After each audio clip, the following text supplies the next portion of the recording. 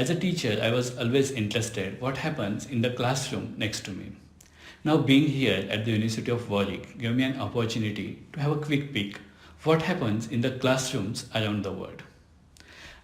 In this series, I'm interviewing people from different parts of the world and asking them about their classroom experiences. In this series today, we have Nurul. She's from Indonesia. So thank you very much, Nurul, for joining us today. Thank you for having me, Suyo. So let's go down could you tell us more about your country and your hometown? All right. So I come from Indonesia. It's a chain of island in the Southeast Asia. And then we're very famous of many things. Our food, and then our weather, and then our culture, our very rich culture. And I specifically come from, so I was born and raised in Bandung, which is the capital city of the West Java province. And but then I got relocated. We moved from earlier on, like at the age of, I couldn't quite remember.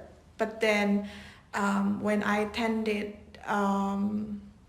elementary school, we already moved to like a smaller city next to Bandung, which is Cimahi. Okay, now going down the memory lane, let's start with your pre-primary experience. Now, as I know, you had your pre-primary experience in Sweden, and then you come to Indonesia for your primary classes. Yes, so exactly. Could you tell us more about your primary schooling experience? All right. So at that time, we just moved back to Indonesia. So my parents admitted us to the nearest school in Cimahi because we already, okay, so before we left for Sweden, we were still in Bandung, but then when we came back, we already in Cimahi. So that happened. And then I attended year 1 to year 4 in Cimahi, and then a primary education in Indonesia lasts for 6 years. And then for year 5 to year 6, I moved to another school in Bandung because my parents wanted me to continue my junior high school in Bandung. Okay, so generally kids start education at the age of 6. Yes. Primary education. Yes. And before that they have this pre-primary education as yes. well. Okay, and these pre-primary schools are mostly run by private schools? Yes, as far as I know, most of them are run by private schools, but there might be some that are run by state schools, yeah. Okay, now speaking about these state schools, private schools, could you tell us more about the different types of schools? I remember you mentioning about international schools as well. Yeah, so we have international schools and also private schools, which are not international in a way, and then also state schools. So the difference would be like the teachers. For example, in international schools, of course, you would get like native speaker teachers, and also for private schools, you will get like a set of teachers who are different in a way. So because I've experienced like private schools and also state schools, I felt more cared for in private schools compared to when I was in state schools, because for state schools there were so many students, so my teachers could only like handle a few. They could not cater to everyone. So I say that's the biggest difference. Okay, so speaking about number of students, how many students were there in your private school at the primary level? Okay, so I remember having like 20 classmates per year. As for like state schools, I remember having like 30 up to 40, but never really 40. Okay, so for first 4 years you completed your primary education at your hometown. Yes. And for year 5 and 6 you moved to next place. I'm sorry? Next city. Yeah. And that was a state school? Yes. Okay, so could you tell us more about the subjects you have in this school? Okay, so we had mathematics, science, social science, Indonesian language, English language, art. I couldn't quite remember whether we had civics back then or not. Okay. But then let's say we had it, and then PE. Okay, and I think that's about it. Okay, and were there different teachers to teach different subjects? Okay, so yes, during the later years of primary school, but I remember having like only few teachers at the beginning of my primary education. Okay, and I know for a fact that nowadays, for year one, for example, year one in primary education, the homeroom teacher will teach all subjects. Okay. Yeah. Okay. Okay, so this was about your primary education. At the end of your primary education, you said that you have an exam. Yes. Could you tell us more about it? Okay, so it was called national exam because everyone had to take it, and then we used the score for that national exam to decide the school that we can get admitted to, because each school has like a minimum score that they will accept their students. Yeah, something like that. So for example, I sat for 3 exams for national examination for primary education. And each exam, the highest score you can get is 10. So the total, the highest score would be 30. And I remember having like 26-ish at that time, meaning that I could only get admitted to like certain schools. Okay. Yeah, something like that. So this is from primary to upper primary? Yes. Or Primary to junior high school. junior high school, Yes. yeah. Tell us more about your junior high school, like how many years? And Okay, so for junior high schools, that's another 3 years. And for the subjects themselves, I'm very certain that there was civics. Okay. Oh, and also I forgot to mention that other than English and Indonesian, we always had the regional language. Okay. Because I went to schools in the West Java province. Okay, our regional language is Sunda. Of course, we had to learn Sunda as well, Sundanese. Yeah. So what were the total subjects for junior high school? Okay, if you're asking for a number, I couldn't quite like No, but you get can a just number. tell me the names of the subjects. Okay. So another math, and then for the science this time it's like divided, like branch out into the specific subject. For example, biology, chemistry, and then physics. And then for the social science, it would be history, economics, geography, sociology. And then for the languages, there will be another three. So Indonesian, English, and then regional language. And then we had like the other subjects, for example, art, and then PE. And I remember art as not only art. So the art is also like, so we had like painting class. It is a real subject. And also crafting. Okay. So yeah, the names are more professional. Yeah. But I couldn't quite remember the name. Yeah. And So you more than had 10. different teachers for different Yes, subjects? obviously. I have like a different teacher, and also I have a different homeroom teacher each year. Okay. Yes. And number of students in each year? Okay, a lot more than my time in private school, in primary education. I think 37 to 38. I'm pretty sure that's the number for each year in junior high school. Okay. And what happens when someone passes junior high school? Okay, they have to sit for another national exam, which with the same system. But the difference is that for this one, we had to sit for 4 exams, meaning like the highest score one can get is 40. Okay. So, but the same cycle repeats. Okay, and what are the 4 subjects? The subjects that were tested: Indonesian, math, science, and social science. Okay. Could be that, but I am pretty sure English were somewhere there. Yeah. Okay, but I'm pretty sure there's only 4, but I couldn't quite remember. And this national exam is different from your school exam at the end of year? Yes, different. So we had to sit for 2 exams. School exams, school exam, and then national exam. Okay, and once you pass this national exam, what happens? And what happened about you? Okay, so at that time, everyone got crazily high score.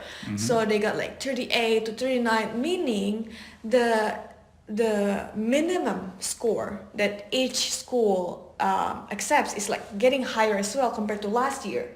So for example, last year there's this one school that set its minimum score to 36, very reasonable. But then suddenly this very same school set the minimum score to 37.8, which is crazy. Which is crazy at that time, meaning that you have to get like at least like 9 per subject, and that is a lot. Yeah, I mean That that's is a very lot, and you have to get competitive. like at least 110. Okay, and so at that time I only got like 36. Out of No, 40. sorry, I might have got like 35.95. Oh. Yeah. Okay. I didn't even get 36. Okay, and at that time I couldn't get admitted into any first cluster schools. The Okay. first two, like cluster 1 and cluster 2 schools, I couldn't get admitted to it, and I could only get admitted to like third cluster school. Could you tell us more about this cluster system? Okay, so at that time, let's say there are like 50 senior high schools in Bandung, and they will be clustered based on their what do we call it? Accreditation? What was it? So there's this score where so the school is assessed Okay. each year by the government, and they'll get this score. Okay, and then if they get like good score, they'll be put into cluster 1, cluster 2, cluster 3 accordingly. Okay. And then so the clusters are also like ranked, so we know like which school is the top school, because each cluster is also like rank 1, rank 2, rank 3, something like that, based on like the score of their tests. So let's say like for one cluster there are 10 schools, so I couldn't get into all of those 10 schools. So that's how it worked back then. Okay. So you choose to go to a private school. Yes, for my senior high school, I chose to go to private school. And what were the subjects at senior high school? Okay, so for senior high schools at that time, even though you got admitted to private school, the system was kind of the same, because everyone learned the same subjects in year 10, this first year, except for the foreign language, because each school adopted a different language. For example, some schools adopted Japanese, some others adopted French. At that time, my school adopted the German language. Okay, so we learned about it, and then so the reason why we had to learn about all subjects was because by the end of the term, you have to decide which specialization to take. And there are 3 specializations, there are 3 pathways. There's the science class, there's the social science class, and there's the language class. Okay. And then this is like, my school was doing something very extra, because I remember at that time a lot of other schools dropped the language school. Okay. So for sure they would have the science and social science classes, but then the language school didn't have a lot of not a lot of people were interested in it, so some schools didn't have it. Okay. But then my school at the time had it. But then I decided to take the science class, because a lot of my science courses from year 10 got higher score compared to the other subjects. Okay, so science class, for 10th class you have this physics, chemistry, biology, Yes. that type of division for Yes. each subject. Yes. And you have to study all these subjects. Yes. Okay. And how many students were there at that time with you? Okay, so again, private school, and also Islamic private school, so a lot less. But I remember having 30. Okay. Okay, and okay, not higher than 35. Okay. 30 to 35. Okay. So what happens once you clear this high school? Okay, so once you finish high school, you had to sit for the school exam again. Okay, but then there's the national exam again, which is very pointless, because we had no use of that national exam, because to go to public universities, you have to sit for the what is it? Entrance Yeah. exam. Yeah. So you spoke about different entrances. Yes. The first. We have three ways to Mhm. enter public universities in Indonesia. Mhm. The first way started since year 10. Mhm. So a lot of students who were like smart enough to think about their future would start working hard from year 10 because each year they will receive like a report card Mhm. containing their scores, and Mhm. those scores will be accumulated and sent to universities by the school. Okay. Yeah, and that is the first way, Mhm. using your report card. Mhm. And then if you are not successful in that like method, you go to the second step and the second way, which is the entrance exam. Yeah. And that one is a lot more difficult because you have to compete not only with people in your batch across the nation, but also people who decided to take a gap year for the previous two batches. Okay. So you will like sit the exam with like your seniors. Mhm. Yeah. And The last one? Mhm. Okay. If you are not successful even then you have to go to the last way, which is another entrance exam, but only arranged by some top universities in Indonesia. We call it Mandiri exam. So this Mandiri exam is a lot more difficult and a lot pricier, and will have you get like a more expensive tuition fee. Okay. So this is for your state universities, and Yes. you mentioned you also have private universities. Yes, we also have private universities, and it's not as complicated as this because for private universities you just go Mhm. to the private universities that you're interested in, and then you'll follow all of their requirements, all of their procedures and everything. Usually like there are some like tests as well, but then like it's known to many that like if you just pay and then follow everything, then you'll just get accepted. Okay. So what about you? Like, how did you got admitted to university, and what did you choose to study? Okay, so for me, I failed my report card Mhm. stage. Okay, and then I sat for the entrance exam, Mhm. the one that is the biggest one, Mhm. and alhamdulillah, I successfully entered university with that exam, and then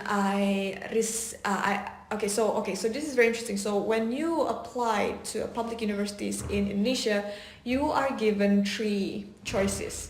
Okay. Three choices as in three majors and three universities. Could be the same, could be different. For me, I got accepted.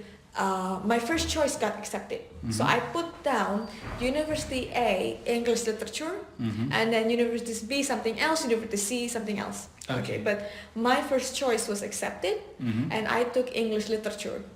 So that is another 4 years of Okay. university. Yeah. Okay, so you study your graduation for 4 years. Yes. So apart from this English literature, what other options did you have?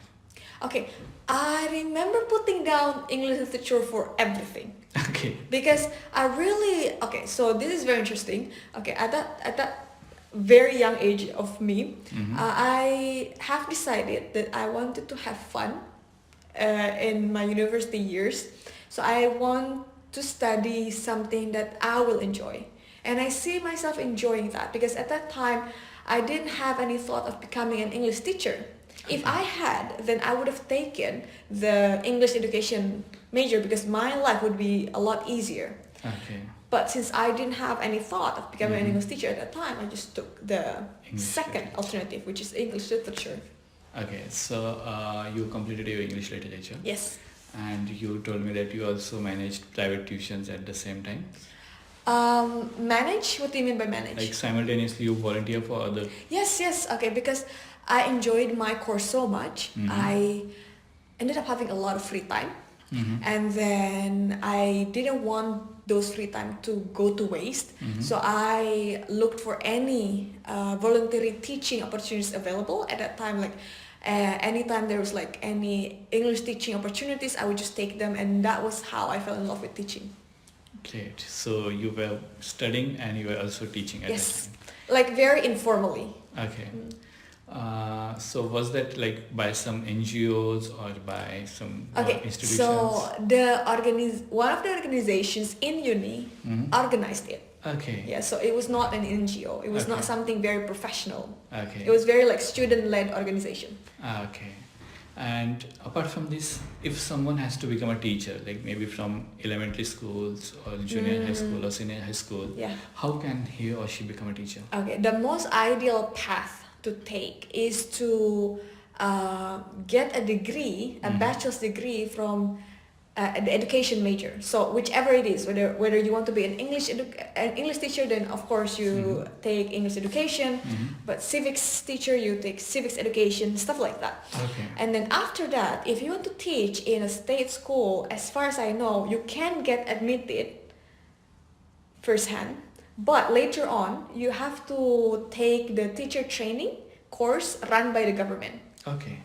And then, if I'm not mistaken, you can also have your school pay for it, okay?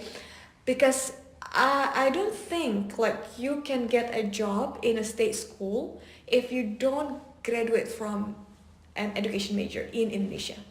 So for me, in my case, that's why I taught in private language school. So could you tell us more about your teaching experience? Okay, so formal teaching experience starts in 2019. Okay, when I graduated, I immediately landed a job in this private language school in Bandung. Okay, and this private language school, they have a lot of classes. They have like classes for very young learners, pre-teenagers, teenagers, adult, and this adult is divided into two. Adult who want to learn general English, like reading, listening, speaking, and writing. Adult who want to learn only conversational classes, so focusing on speaking and listening, not so much on writing and reading. Or and another one, exam preparation for adult.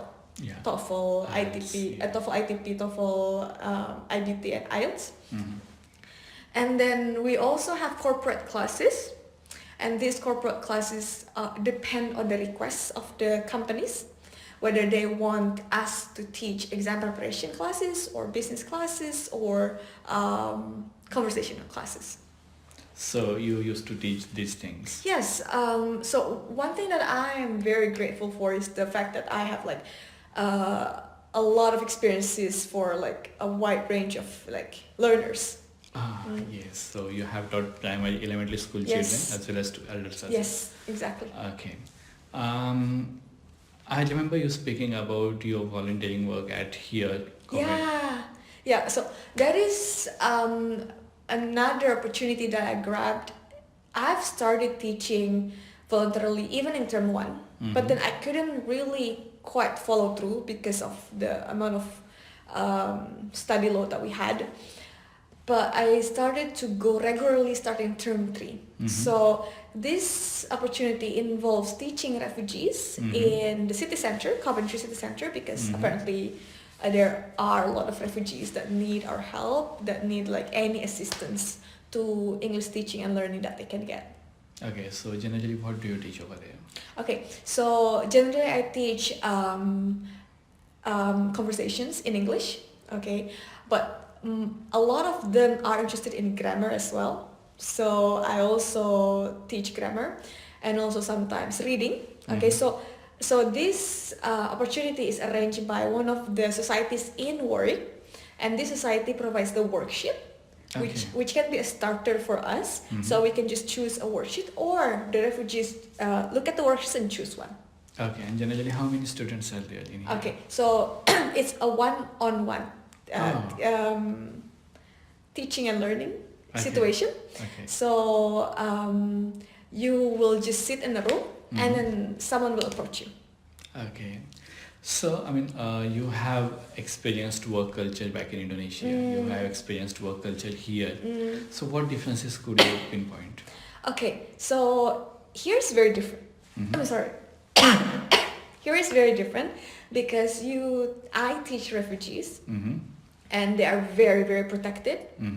and that's why I cannot reveal like the venue, the identities, where they're from, how they look like, their ages and everything, which is very different compared to teaching in Indonesia, because we have nothing of that sort, which makes it a very interesting experience. Okay. I remember you speaking about some interesting initiatives back in Indonesia. Yeah. Okay, so I was talking about the initiatives that are run by our current Minister of Education, Pak Nadiem. So he has launched a few new programs. If I'm not, okay, one of them includes like the new national curriculum, which is called Merdeka Belajar. And what is interesting about this national syllabus is that the schools have the utmost freedom whether to adopt it or not. Okay, and that is unheard of, because so far, as my experience as students themselves back in the days, we just get thrown into it. Okay, and the teachers were also just get thrown into it as well, no matter whether they're ready or not. Okay, so that is fresh. That sounds fresh. And then another one is okay, so undergraduate students nowadays, they can take a term abroad and also have the credits counted, okay, back home as well. So they didn't have to repeat a year or anything. So it's like a very rich experience, and I'm very glad that young students nowadays have that experience as well, because it's like opening up more doors is what I'm seeing, and I'm very like supportive of that. Okay, is there anything else you want to share with us? I hope that the education system in Indonesia will continue to strive for the better, and I am also aware that a lot of the ministers' initiatives are criticized because like it's seen as a waste of money and everything, but I see it as like opportunities, and we wouldn't know whether the opportunities are worth it or not have we not like take the steps to do it. Okay, so I would say I'm very open to a lot of such opportunities, and I hope like moving forward Indonesia can open many doors to many people. Okay, that was so interesting, and thank you very much for sharing all this, and thanks a lot for coming here, sharing all these insights. We learned a lot, many things from you today. Thanks. Thank you, Thank Suya. you.